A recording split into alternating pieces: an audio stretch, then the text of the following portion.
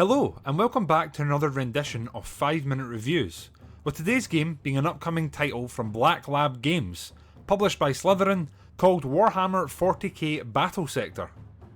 I was given a preview key consisting of the tutorial and the first 6 missions to get a hands-on, and so we could get a little tasting for the flavour of the game.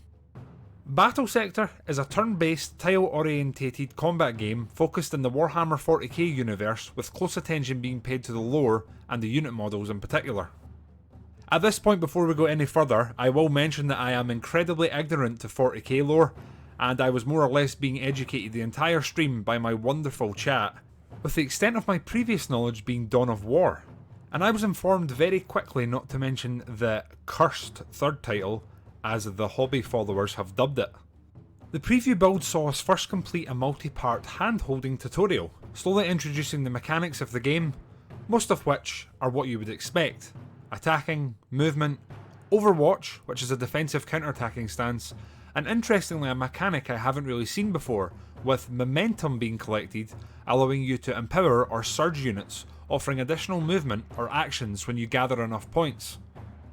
The campaign sees you take control of a ragtag thrown together band of brothers led by Sergeant Carleone. You start with basic units available, and campaign progression slowly adds more to the available roster. There is a points limit much like in the tabletop, and during mission deployment you can edit your starting units.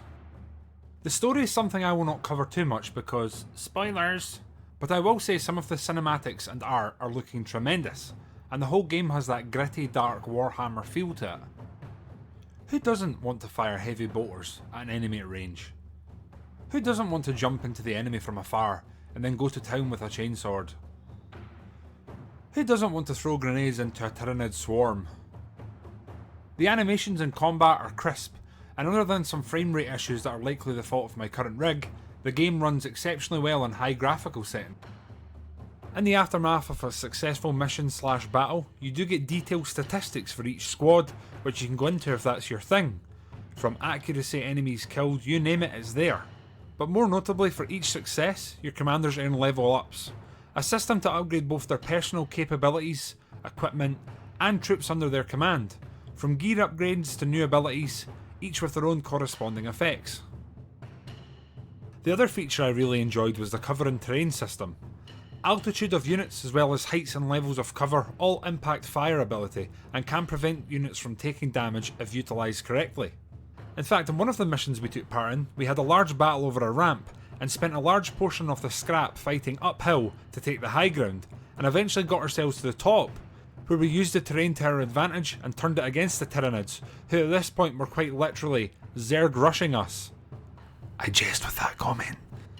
The actual battle maps themselves are also incredibly well made, and there doesn't seem to be a linear path that you have to follow to be successful, although I guess you struggle to do that in any game which has jump jet troopers. Wow.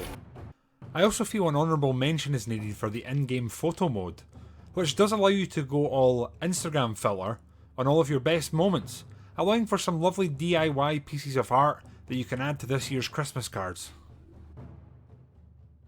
The combat is incredibly satisfying, especially when you orchestrate this barrage of bolters, grenades and heavy arms fire, which can all happen simultaneously. One thing that I understand is an improvement from Sanctus Reach, where units had to be moved and act one at a time, meaning large scale battles took a large volume of time to micro. My understanding from reading some of the reactions to this title online is that there is hope for a custom battle mode where friends could create their own tabletop sets and fight using the game. Another success for humanity, meaning we don't actually have to see people in person.